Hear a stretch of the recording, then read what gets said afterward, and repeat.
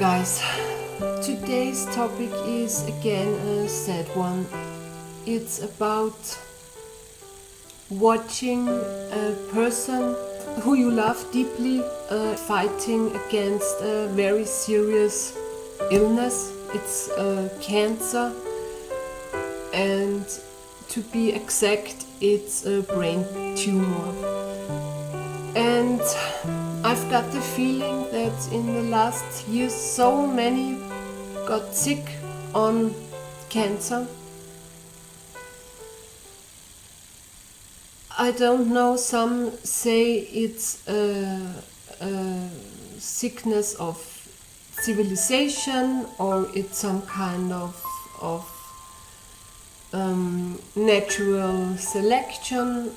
In the last 100 years, people grow older and older and older and older, and 100 years ago people died in the age of 60, and I guess the human body is not built for this age.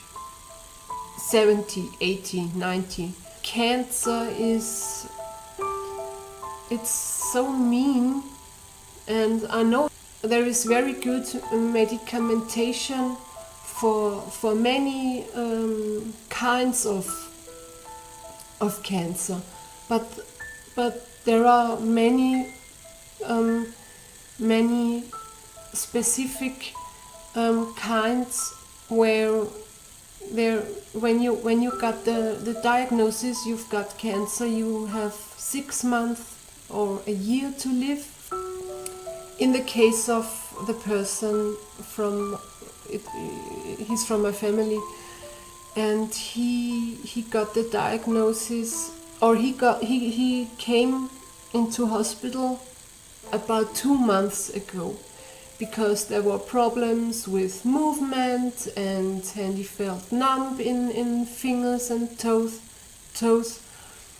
And 2 months later, I don't know if this saying is known in other countries too, or other languages, but in German you say the person is a shadow of himself. And that's so true, because it went so fast from being so funny and incredible smart to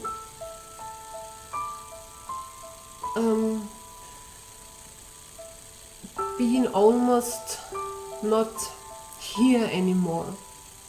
Only a few seconds where he recognizes persons. He's in hospital now. He got he had a surgery where they put out from the tumor as much as possible, and he went from hospital to hospital the last 2 months. It's insane, and it was so hard because he said a couple of times, I will not come out ever again. And everyone, me as well, said to him, no, you will come out, and you will get over this, and we will party again, and everything will end up fine.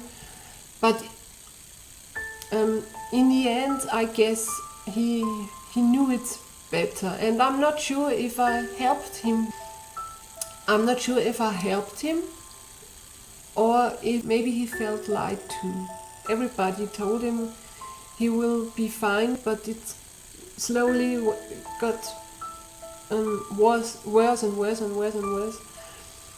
And now I have to think about all the occasions I missed, and I want to be able to fetch up later. These occasions are gone, and so the whole family and friends, we are condemned to have to wait for the last call where the last news are, okay, he left this planet. And I read there are 7 stages of acceptance, and then there are other 4 stages, and I guess those fit better to me.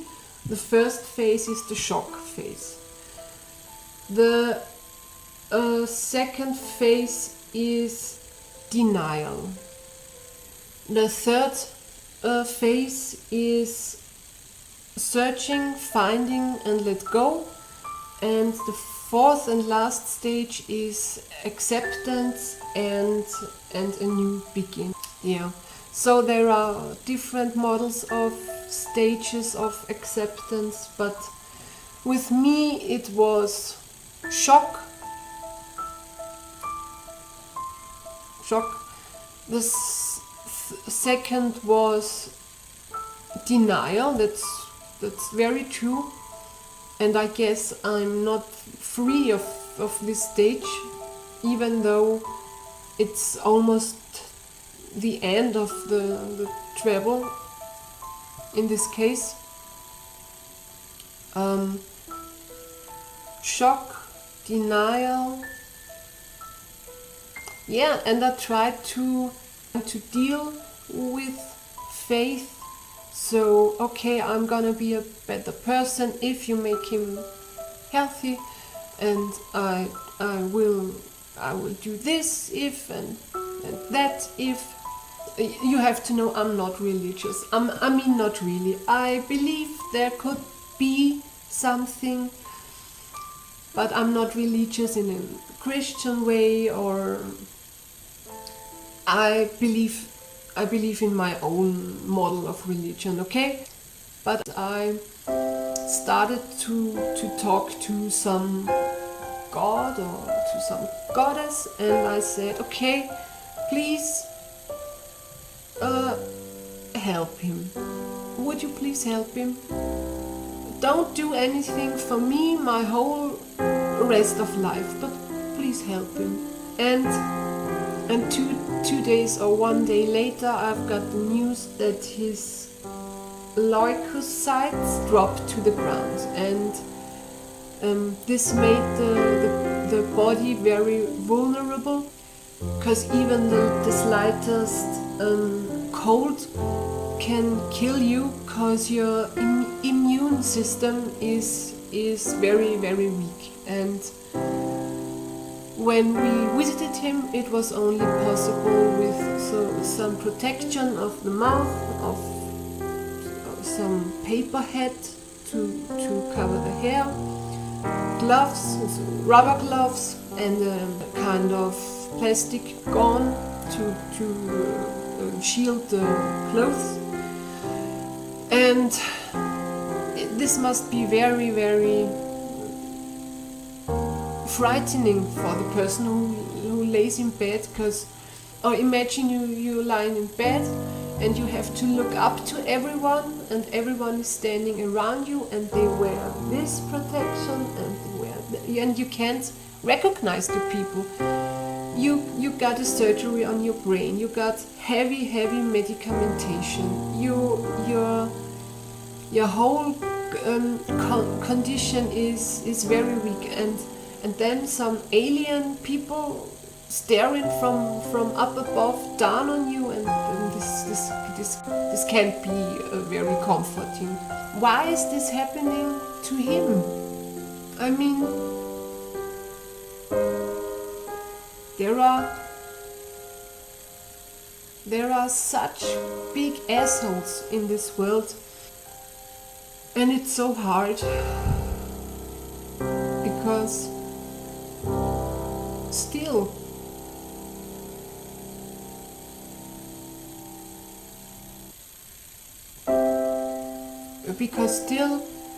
I can't believe that this is the end.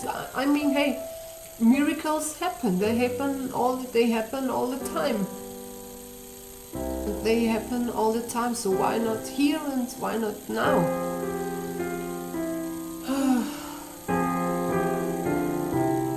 And it's so hard to enter his room in the hospital and showing no fear and no sadness.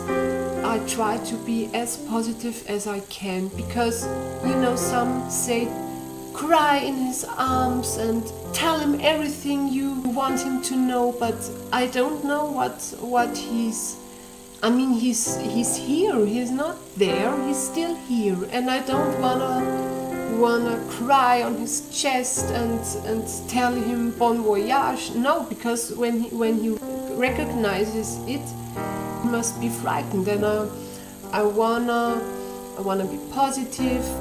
I don't want him to be worried. I don't want him to be worried about me, because I want to comfort him and not the other way around. So surely I want to spend as much time with him as I can, but it's really, really hard to not lose it. And it's as hard as running a marathon. It's very exhausting, and meanwhile I'm almost on the end of my power. So this state of dosing he's in right now, nobody can tell how long it will go, because his heart is very strong, and the body loses, but the heart will go on and go on and go on, and that's a tough fight, you can tell. When I wake up,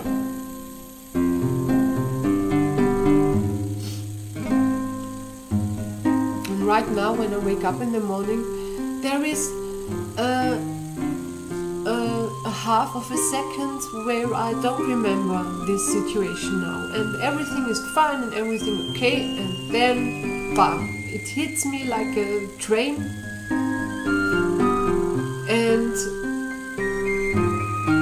I cry every morning, and I don't know how to handle this, and because you don't know how long this state will go on, I have to be strong from an unknown time. I don't know how long I have to be strong. The one thought which tortures me is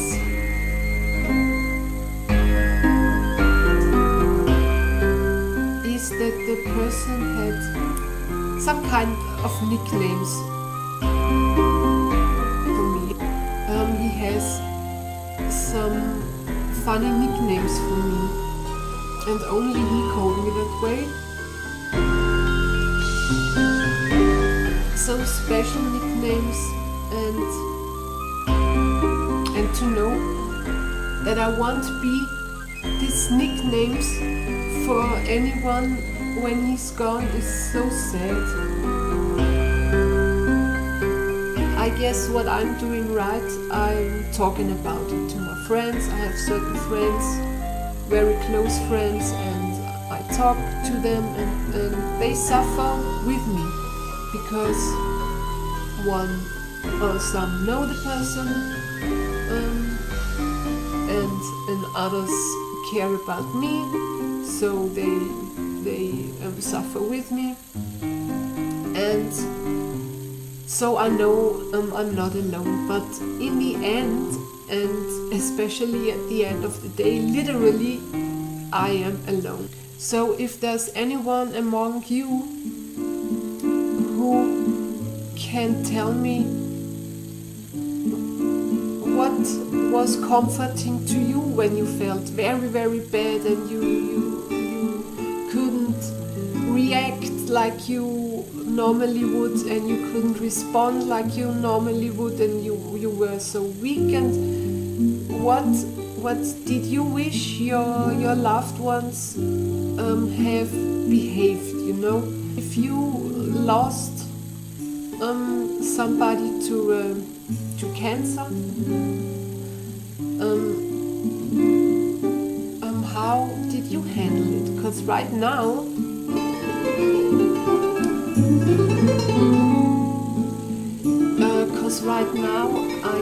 I can't imagine that I survive this situation.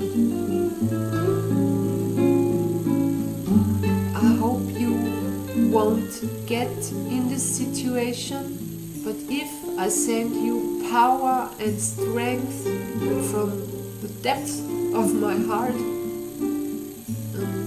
I'm with you. I understand how difficult this is and that you couldn't imagine there will be a tomorrow, but life has shown me that there is always a tomorrow, and there are people, they need you, so you can't give in. I guess I'm at the end of this video. It was not easy to me. I promise you, my next video is gonna be no heartbreaking topic. Let the people you love know that you love them, because you never know. It can be a second and you won't even come home. You're going right to the hospital or God knows where. Your life, as you know, can be over in one call. So don't wait for anything, and don't waste time, because as I said, it can be over in a snip. So I would love to read your comments about what I said earlier. If you experienced this or that side, please let me know how you handled it. And I wish you a good time, and till the next time, yours, Quiet.